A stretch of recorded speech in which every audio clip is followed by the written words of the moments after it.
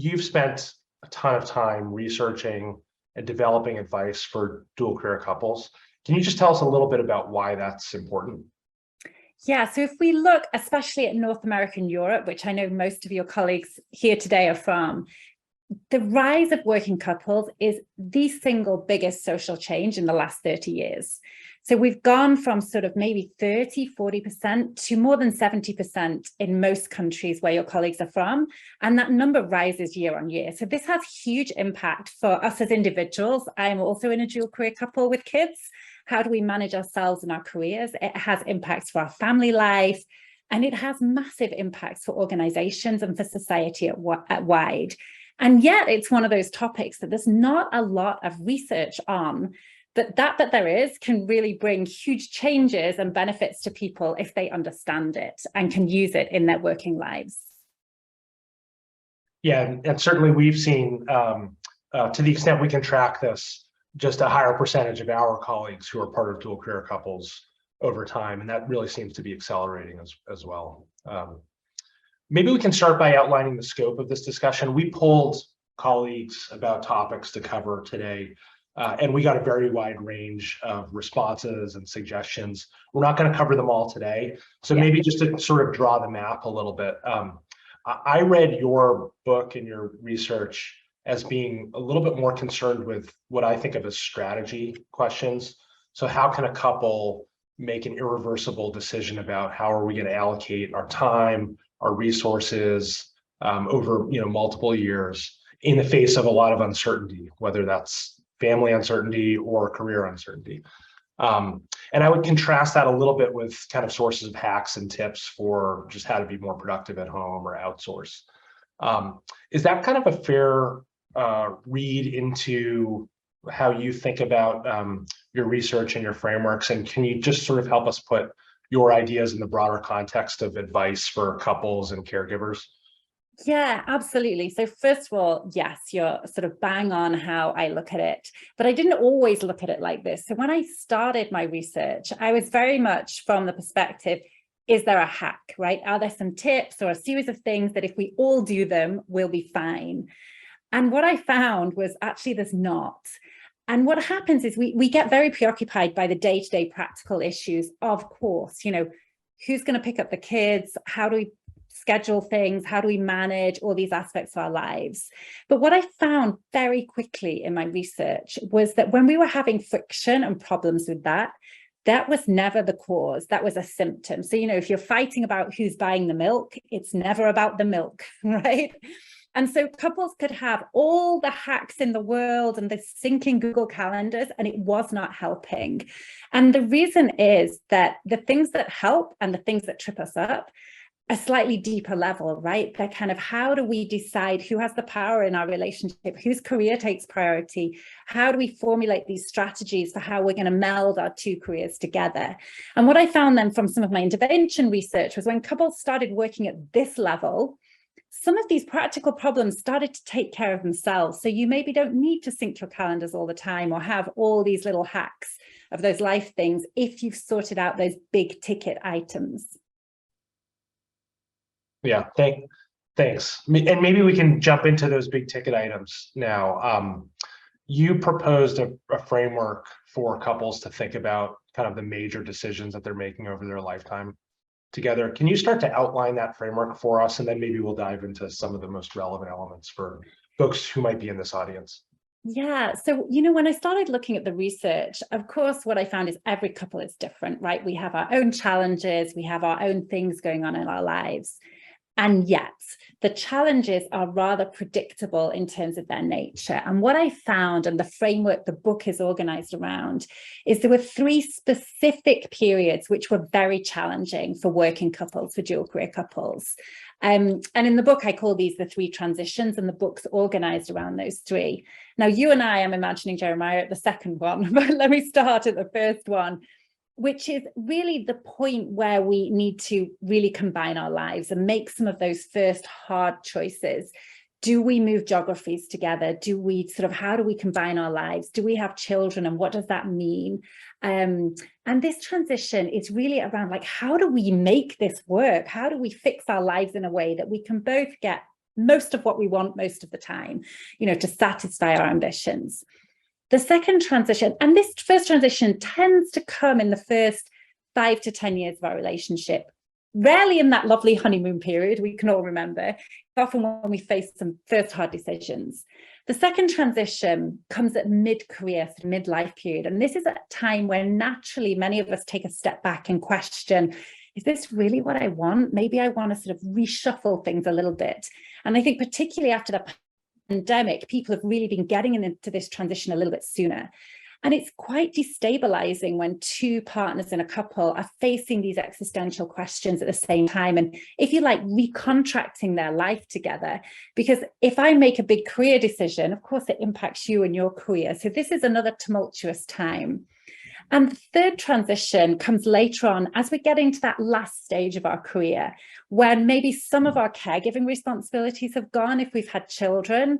But it's a time when our career orientation shifts a bit. We tend to think about legacy, about giving back, about shifting these roles. And it's really very often a time for reinvention, quite an exciting time filled with opportunities. But it also creates issues for dual career couples. How do we grasp those opportunities without kind of diverging and going in different directions? So that's just roughly the framework in these three transitions.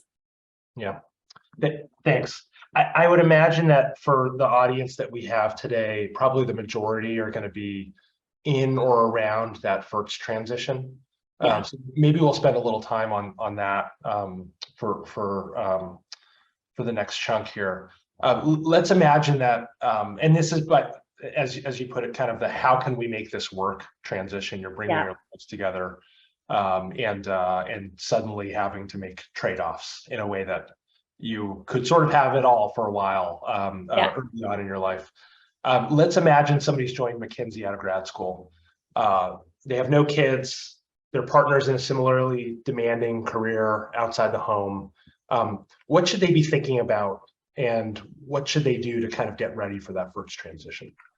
Yeah, it's a great question, because what most couples do at this stage is not a lot, right? They have a great time, which is a wonderful thing to do. But because at this early stage, we're probably not facing many challenges. We really don't have some of those conversations that can sort of set us off on a good path. And then what happens is when we face the first challenge, we're scrabbling and we default to those practicalities. How do we make this decision? Who earns the most? Where do we want to live? These kind of things. And so at that stage, some great conversations to be having are really conversations around looking. I always think of a 5-year time period. Why 5 years? 10 years is just so far out. It's really hard to get a handle what we might want. But 5 years is enough time to think about the next stretch of your career and the next stretch of life. And to start think, what is it that would make this life a good life for us in this next 5 years? And this is a nice conversation to have, because you don't need to agree on anything, right? We just need to understand where the other partner is. And it sounds like a really basic conversation, but very few couples have it. Now, why is this important? Because this conversation should drive every single choice you make in your couple, whether that's a choice of where to live, which job opportunities to take, how much time we spend with our extended families, when we have children. Everything should be driven by this baseline of what we want. And I think especially nowadays, for educated people who have lots of opportunities, the problem is we have an abundance of choice. And it's very easy to see something as the shiny thing we should pursue because someone told me to, or my friend's doing it. And then suddenly we get a few years down the line and think, how did I get here? And we've created issues for ourselves because we haven't got that baseline of, okay, what is the direction we're heading in and what do we want out of life together? And once you've got that, it becomes easier to start negotiating, okay, then what jobs should we take and who should lead that geographic move? And when should we have children? All those questions become a little easier to deal with. What's the right time to have that discussion, and how would you suggest framing that discussion, what topics to cover? Yeah, it's a great question. So I would say it's never too early, maybe not on the first date. Maybe that's a little too early. But I think as soon as you've committed to each other, whatever that means to you, you don't need to be married, but whatever that means to you, I think it's a good chance to start having those conversations. I think the baseline conversation is really just, What do we want out of this life together, both professionally and personally? And then, of course, the next level of conversation is, given that, what are the boundaries we need to place to make that work? Now, when we start saying boundaries, people start to think, oh my goodness, my choices are limited. And yet we know from the research on choice, that's a very good thing, right? The more choice we have, the harder it is to choose, and the more likely we are to regret our choices. So if we think of a classic McKinsey consultant, one big choice is geography, right? Which office do I want to be based? How mobile do I want to be? This is a conversation, get the map of America out, get the map of Europe out, get your 2 colored pens. Which are the cities that will work best for both of us? Anything that has 2 circles round is in your boundaries. Anything outside is, outside your boundaries. It's a really important conversation, because if you get a shiny job offer in Chicago, say, but that's outside your boundaries, the answer is no before you've gone down that route. Now, this is really important, because when we look at friction and conflict in couples, it often stems from regret, right? I wasn't allowed to pursue this option. But what's interesting when we look at choices is we very rarely regret things if we immediately decide them. Where we regret is if we've started to go down that path and we've started to imagine ourselves in Chicago and maybe a house by the lakeside or something, and then we have to back out of it. So being able to limit those decisions early on is really, really helpful. So it's sort of, what do we want? What are those boundaries? Maybe they're geography boundaries, time boundaries. Maybe it's a boundary. So I'm in a cross-cultural couple, and the family expectations from our families are very different, right? Maybe it's a boundary around how much time is too much time with the in-laws. This is something that causes a lot of friction for couples. So this boundary conversation is really the next kind of level of that conversation. And then I think the big conversation for early stage couples is this idea of career prioritization. How do we relatively weight our careers, and what does that mean for our careers, and what does that mean for our family and home life? And that's a big decision to take. Yeah, just to translate a little bit of what you're describing to the kind of McKinsey context, I have felt that in particular, this idea of setting boundaries with respect to travel and how many nights you're going to be home versus not, it has been essential, and to be more and more specific, way more specific about what the boundary is on that dimension than you can imagine, needing to be, has been really important, not just for myself, but for colleagues that I speak with. And for me, at least, there's an idea that can evolve over time. As an associate and engagement manager with no children at home, I was willing to travel as much as I wanted to go do, fun things, even as we had, other household responsibilities that started to take on. But having an agreement at home that over time that boundary would shift as we added children to the house. I'm still willing to travel, but my boundaries are different. That's then guided my client selection and guided what I say yes to, even though we haven't been moving geographically, what I say yes to taking on in a very purposeful way. And I think there's 2 things in what you're saying, which is really insightful. One is, of course, this is not we negotiate once at 26 and that's it for the next 30 years. Clearly, this is an ongoing conversation. It is not, however, a moving feast, right? So thinking about when to renegotiate these things. And I always say at least once a year and at every important transition point. So whether that's, a promotion, a baby, a geographic move, a transition point, and then once a year. I know my husband and I were academics, we're still tied to the academic year. So we very often do it at the end of August, right? And what's good is our kids and our teenagers, we get them involved as well, right? And everyone's involved in that negotiation. The second thing is how helpful this is. And the reason it's so helpful is it takes uncertainty off the table. And very often for our partners, the issue is not so much the travel, it's the not knowing how often we'll be away, when we'll be away, and when we'll be back home.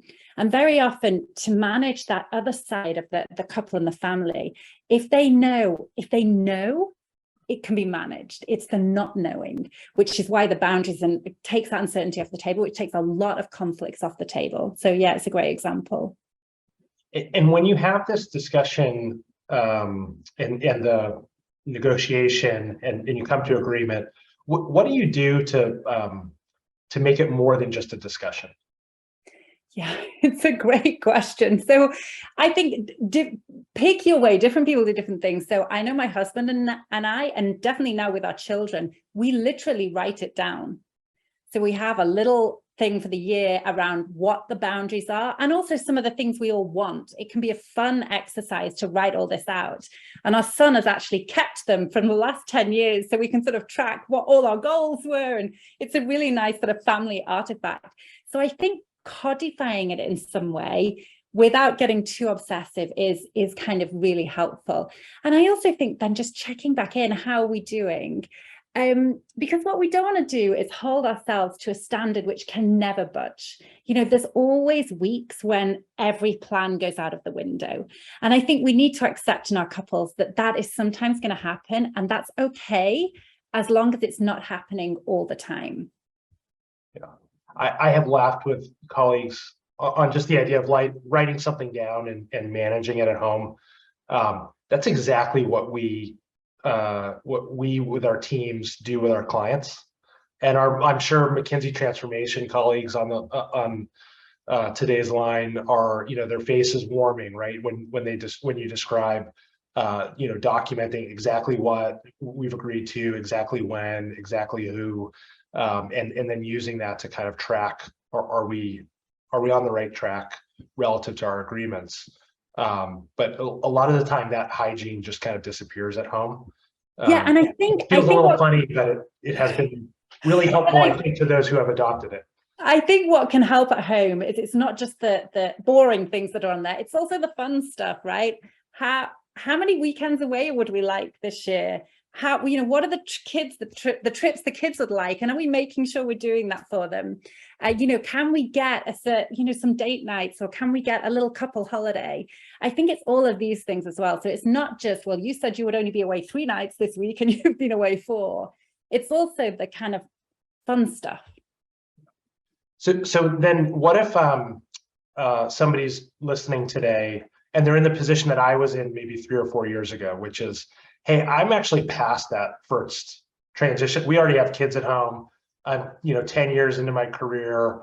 We didn't have the foresight at 26 to have this very intelligent discussion that you're proposing, and all the wheels are coming off. It feels like we're bursting at the seams. Like, is it too late for somebody in that situation? What should they do? Yeah, so it's never too late, but what you need to do is avoid going straight into the practicality planning, right? It feels, especially given the jobs we have, it feels the safe place to get out the Excel spreadsheet, get out Slack or whatever and say, oh, let's make a plan. You really need to go back to first principles. And actually, I find when couples are in a little bit of a crisis mode like that, when the sort of walls feel like they're caving in, stepping out of that and away from it and back to the, okay, let's sit down for an hour or so and think, what do we really want?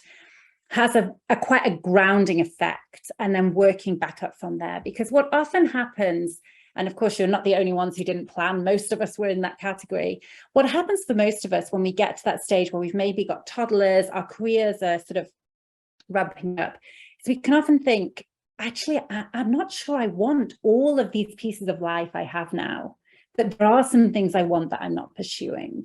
Because very often in that early stage of our life, we're essentially responding very heavily to social expectations, whether that's from our parents, from our peers at business schools, from our organization. And when we take that step back, we can often realize, actually, I don't need to be pursuing all of these things I've got on, but these are the 4 or 5 that I really want to make sure we are. And once you've stepped back and got that grounding, then you can work up, okay, what are the boundaries? How are we going to relatively weight our careers? Which I think is something we should talk about if we've got time, because that's a tough conversation to have. And then, okay, how do we figure out the travel and these slightly more practical things? But they should all build up like this in a pyramid. And if you start at the top, of course, there's no foundation. Yeah, maybe let's jump into that relative weighting then, which I think I agree is essential. When we polled our colleagues, one very common question that we that we got back was, one colleague put it, tactically, how do we support both careers in terms of who travels, where we live, et cetera. You propose this concept of primary versus secondary, and you mentioned it already today. Can you tell us a little bit more about that idea and how you've seen couples implement it? Yeah, so one of the biggest pain points between couples is this idea of power, right? Who has the power to push forward in their career and who has to pick up the slack? And this is one of the biggest contentious issues. And when we think about relative career prioritization, we can think of three basic models. Primary, secondary, it's fairly obvious what that is. One person takes the lead, right? The other person definitely has a career, but the other person leads geographical moves, their work, travel takes priority. And the person with the secondary career picks up a bit more of the slack at home. Now, it doesn't mean the person in the primary career does nothing at home, but we can see those relative weightings. That's very much the traditional model. And certainly if you think about your parents or your grandparents, if they were in a working couple, it's probably likely it was your father or your grandfather who was in the primary position, right? The gender split is no longer the case, but still that's the classic model. The second model is turn taking, where at any one point in time, you may be primary and I'm secondary, but we negotiate that at some point in the future we'll swap. So we take turns in that primary position and the secondary position. The third model is what I call double primary, which is this idea that we draw some boundaries. So let's take you and your wife as a case study. Maybe you agree we're not going to leave Boston, right? Which takes some tough decisions off the table. But within those boundaries, we're both going to push forward hard on our careers. This decision pretty much drives all the other decisions you're going to make. So it's a really important decision to have, but it's quite a contentious decision, right? How do we decide this? Well, first of all, the thing I love about my research is it shows just the act of having the conversation and trying to negotiate it makes it a lot easier for your couple moving forward. So even if you don't agree on pass one, or it feels a bit clunky when you start to decide that on pass one, it's going to help. But again, it should come back to what we want over the next 5 years. And again, this is why this 5 years time frame is really good frame. So if I can maybe use a personal example, my husband and I are both academics, and some of you probably know there's this thing called tenure, which is after a certain amount of time, you have this big evaluation. It's a little bit like going for partner at McKinsey, okay? And the couple of years running up to that are just incredibly stressful and hard work. And so we took a turn-taking approach, right? My husband's a little bit older than me, so he went through first. And for those 2 years, I was in the secondary position, right? Picking up more slack with the kids and at home. And when he'd got through that gate, we swapped so that I could get into that primary position and push myself through tenure, and he got back. So knowing that our priorities were tenure and also making sure the family was going okay, that really made sense for us. But having this conversation, and in my book, there's a guide to sort of how you can have this conversation and negotiate it, but basing it on what do we want and what are our boundaries, and also agreeing that this is to be renegotiated, right? It's not that maybe you're primary forever and I'm secondary, but maybe we'll look in 3 or 4 years. This is an incredibly helpful conversation for couples to have, especially at that early stage we've been talking about, sort of late 20s, early 30s, perfect time to make that first decision on this. I'm sure there are a number of folks who are feeling like the person who wrote in with a question we just got, which is, doesn't there really need to be some prioritization? And in other words, is dual primary is that a real choice? And I know, a lot of folks are probably sitting in a seat and saying, why do I have to make a trade-off? I want it all. And so they would love for dual primary to be real, but then many folks have tried it and have had problems. So can you talk a little bit more about that branch specifically? It's a great question. And I think it relates to this idea of the sort of 50-50 marriage, or partnership. So I think the first thing to say is there's no such thing as perfect 50-50. Okay, we need to get that idea off the table. There are always, even if you agree to be double primary, there are weeks where you just need to give it your all and your partner needs to step up, and vice versa. So I think if you start getting out the calculator and calculating hours spent with kids per week every week, this is a hiding to nothing. However, it is very possible to have 2 primary careers, and many couples make this work. And the way they make it work is ruthless planning and strategizing, and keep coming back to that ground level of, does this align with what we really want? And I think this is a particular problem at that age where we have, thinking about or maybe have small children, because at that age we're bombarded with things that we should do and we should want, right? We should be on the school board of governors.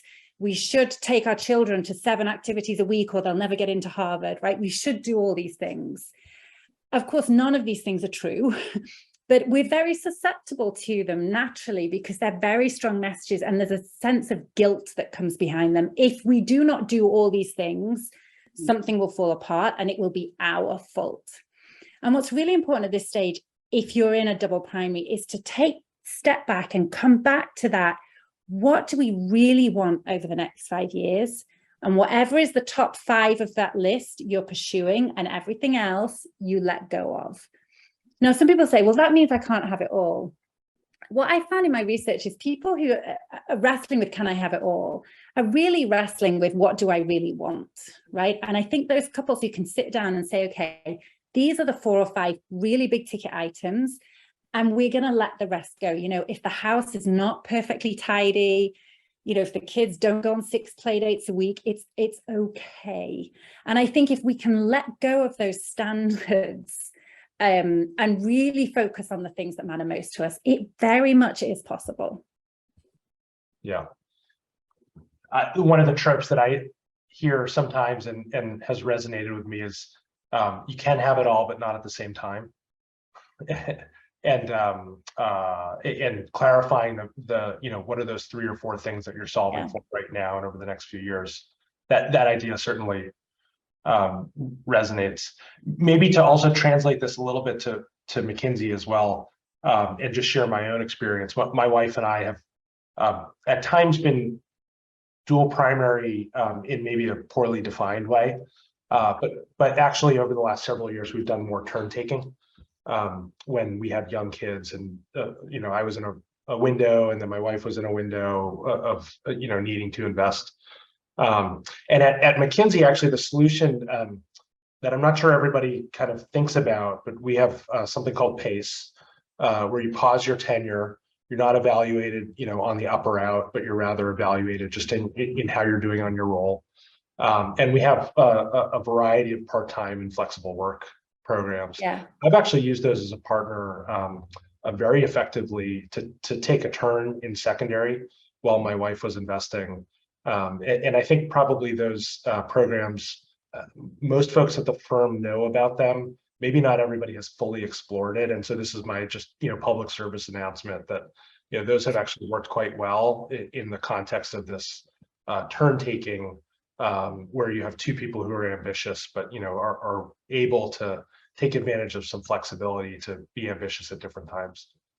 Yeah. And I think in the post-COVID world, there's actually more opportunities for working couples than there were before to build some of that flexibility into the schedules, to be able to manage kind of as much as we want to manage. But I still come back to, it's like, what do you really want as opposed to what you think you should be doing? Yeah, I think it's I really like that question and that challenge to think that through with clarity. Maybe turning a little bit to one of the most important pinch points here, which is children. Yeah. And you and I were just talking before we kicked off about some of the research on gender gap, which points to children as the introduction of children in the house as being a significant driver, one of the significant drivers in the gender gap that emerges over time. And so we get this question, when should I have children in my career? How should I think about children versus the times when I'm, ambitious and investing? How do you think about that? Yeah, I mean, it's a question we've asked ourselves. I'm sure you asked yourselves. I think everyone asks themselves, when is the right time? And I think there's no perfect time. I think that's really important to recognize. There's no one time which is best for everyone. There is a time that's best for yourselves. However, if you're in a period where both of you, for example, are pushing at the same time for a big promotion, that's probably not the time. It needs to be a time when at least one of you feels that you can take a little bit of a foot off the gas for a certain period of time. But I think at the end of the day, what is happening at the same time in society is, yes, it's true, there is a motherhood penalty. We know this. There's a lot that organizations like McKinsey are trying to do to solve this. However, what has happened is that there's then been some advice for women to wait to have children. And, you know, there's all these things around sort of egg freezing and things like this. But we also need to look really carefully about biology. You know, if you're serious about having children, the biological clock is real. And we know that many people think all these things are going to work, but the chance is very, very slim. And I think it's really important to also get that message out to people, because I think we can say to people, you know, wait, and then it may not happen. And that may be a huge, huge life regret. So I think we need to make sure we balance those two kind of desires and priorities off with each other. There is also a reality. Yes, there is a motherhood penalty, but what we're also seeing increasingly now is women's careers really taking off as their children get older, right? Especially in today's world where, you know, I've got teenagers now, I'm the taxi service, but I hardly ever see them, even at weekends.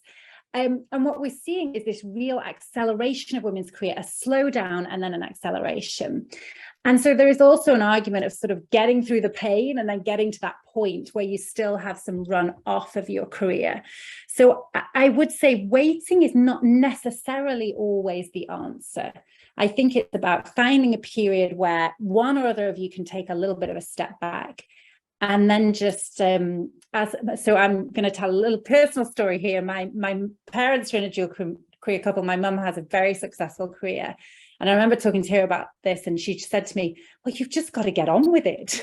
And I remember at the time thinking, well, that's a little bit of harsh advice. But there is something to it, right? There is something to it. When it looks like it's a good window, you know, get on with it, and it's going to be a fun ride. And of course, you're going to have to juggle along the way, but you always will whenever children arrive. Yeah. And that juggling along the way is another of the very common questions that we've heard from colleagues. One put it this way: how do I build a robust childcare plan that covers our varied schedule, as well as last minute needs, unexpected travel, planned caregivers out sick? How do you think about that? And now I know that we're kind of getting into the world of, you know, hacks, and Yeah. but it's such a common issue. And then get to maybe the bigger picture question of household responsibility division more generally. But let's double click. Yeah. So it is getting into hacks, but it does relate to a sociological problem. So if we think about what makes life more difficult and less difficult for working couples, there's two big ticket items. One is the gender climate in your organization and in your country, right? So if I think my husband's from Sicily, the gender climate there is pretty difficult, right, compared to the UK or the US. But the other dial is family support. And in somewhere like Southern Europe, like Sicily, there's a lot of family support, which for most of us in Northern Europe and in the US just is not there. And this can make a huge difference for working couples. So what you need to do is recreate it. And this is what I call circles of care, right? Of course, you need your official childcare, whether that's a nanny or daycare or whatever that happens to be. But then you need to think of this almost as an onion in terms of layers of care that you can rely on, but you can also be part of, right? How do you make a care community, whether that's friends with similar age kids, and you know you can step in for each other at any time of night if one child needs rushing to hospital with a fever or whatever it happens to be, through to, you know, the neighborhood babysitters. You need to really think about how can you recreate what would have been the extended family, maybe your parents to call on, the aunt, the younger cousin. You need to be able to recreate that. And I think what people tend to think about is the paid childcare, so the nanny, the babysitter, but they don't think so much about those extra circles of care, the emergency care we rely on.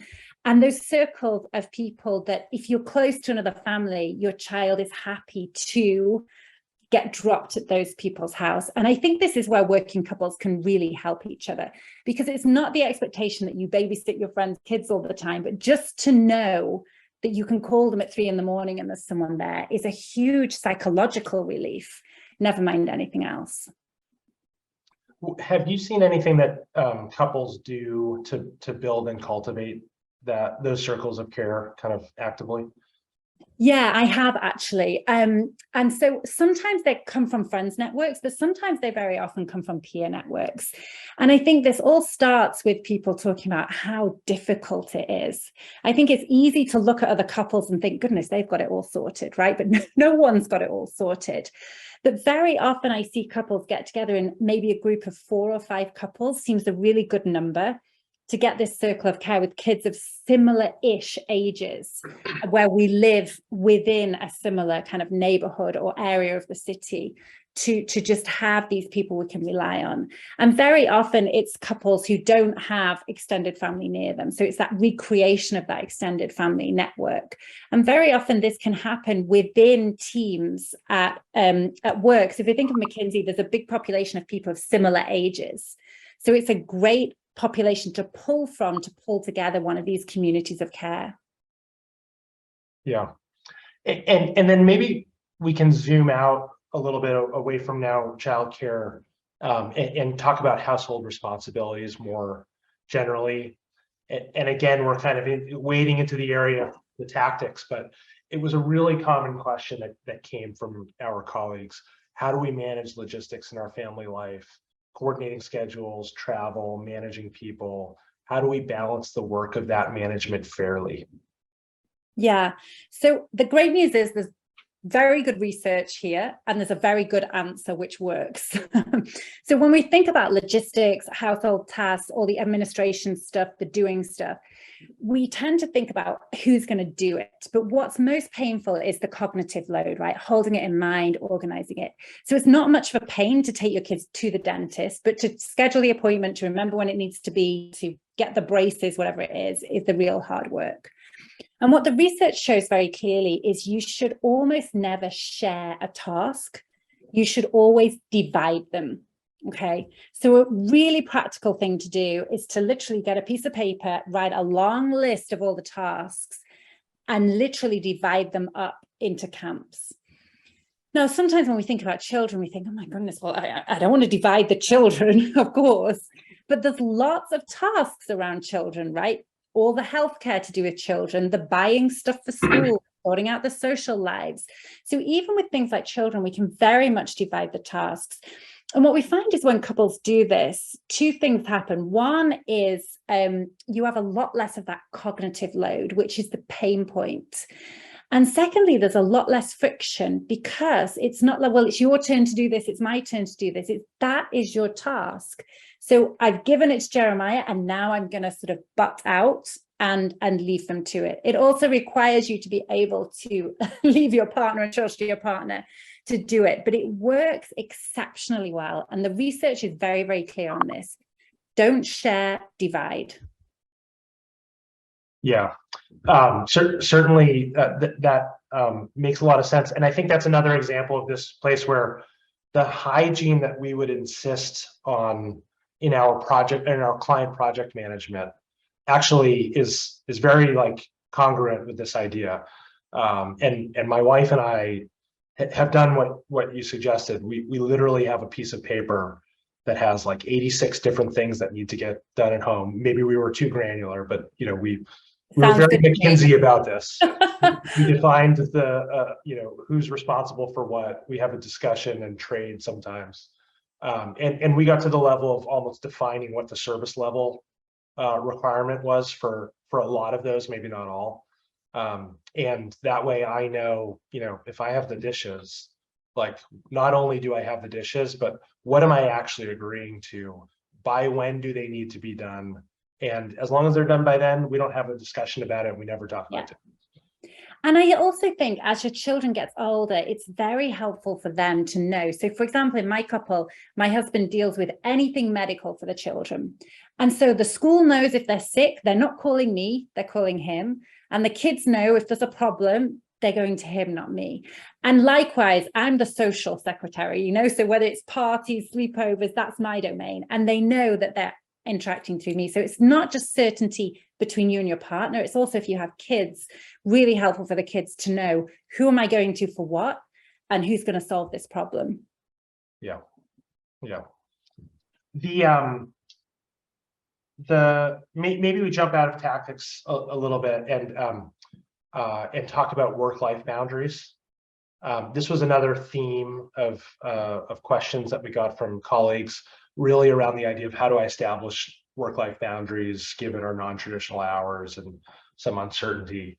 And I know in a prior discussion, you kind of described some research around work-life boundaries and the presentation of those boundaries.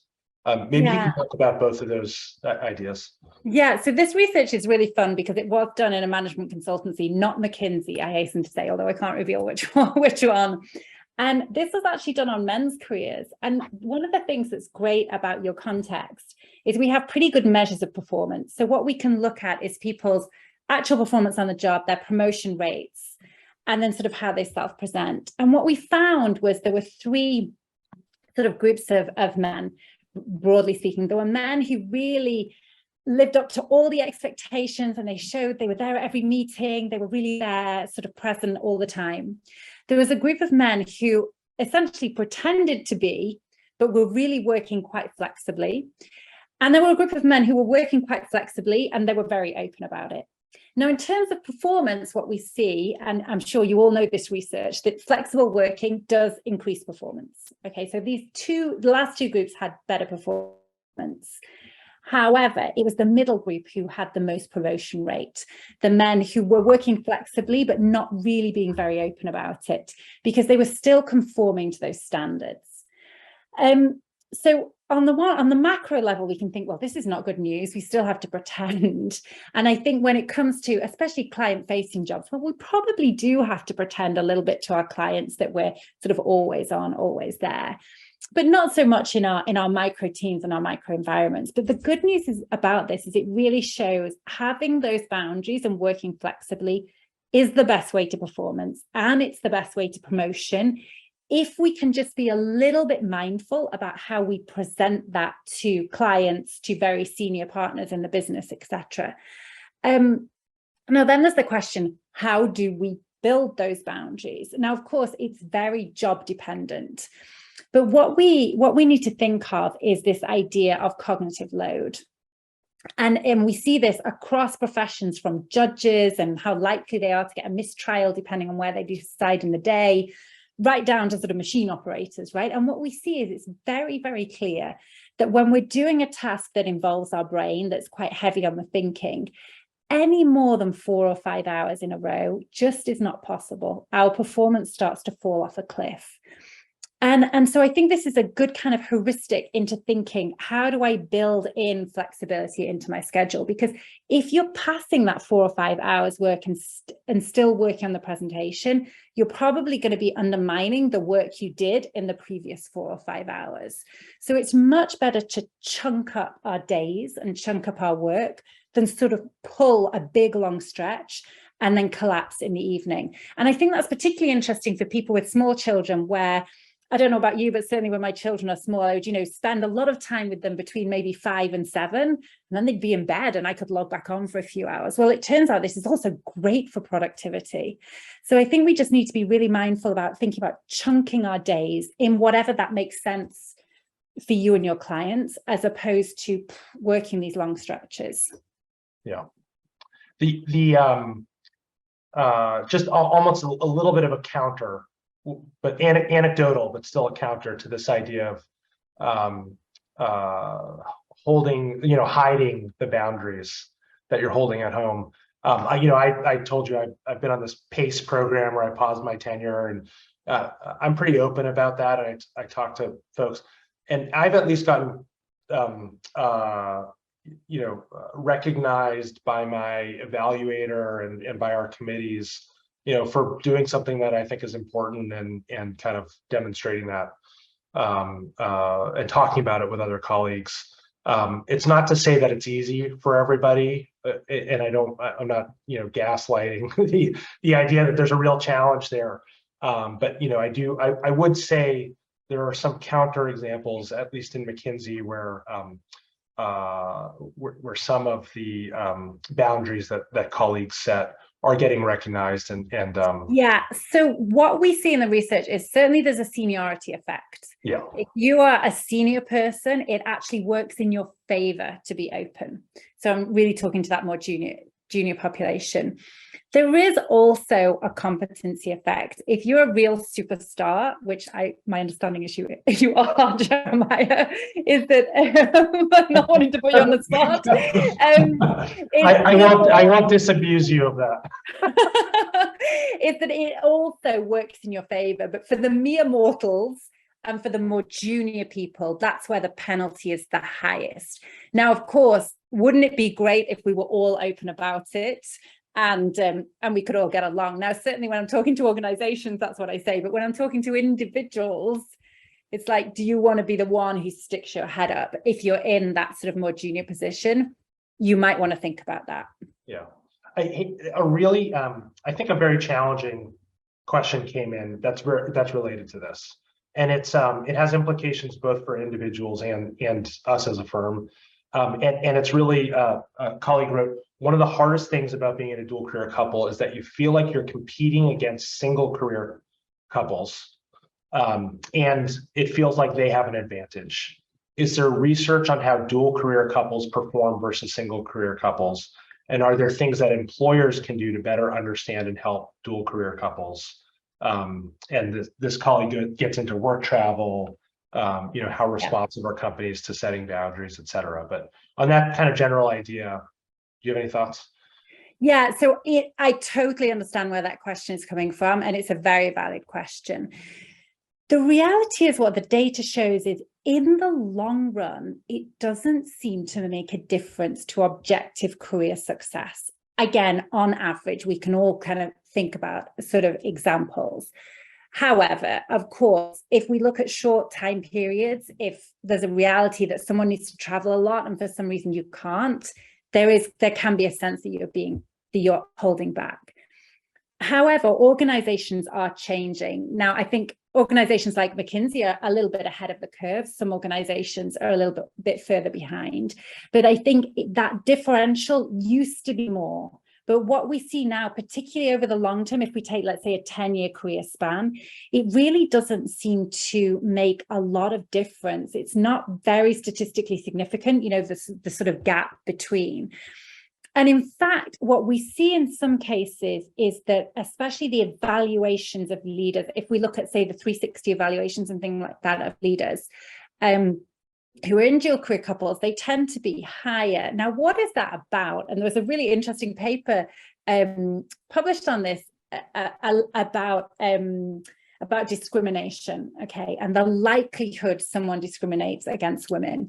And what it found was that men who were in working couples were much less likely to discriminate, and they were rated as much more inclusive leaders than men who weren't. Now, this is not to say men who are not in dual career couples are awful men.